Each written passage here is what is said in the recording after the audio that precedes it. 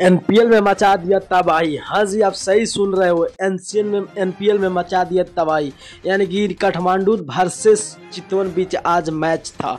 उस मैच में करीबन मैं आपको बात कर दूं कि भाई नाम के लिए काठमांडू एक बहुत बड़े टीम है, मगर चितवन भी किसी से कम नहीं है। सच में यार, इस मैच में बता दिया गया कि चितवन जो कर सकता है वो शायद काठमांडू नहीं कर सकता है। देखो, पहले ही फटका में मैं आपको बात करूं कि काठमांडू बैटिंग करने आया था। बैटिंग करते करते यानी कि 20-25 रन में 4 विकेट का होना, ये सबसे बड़ी नाकामी की वही बात था।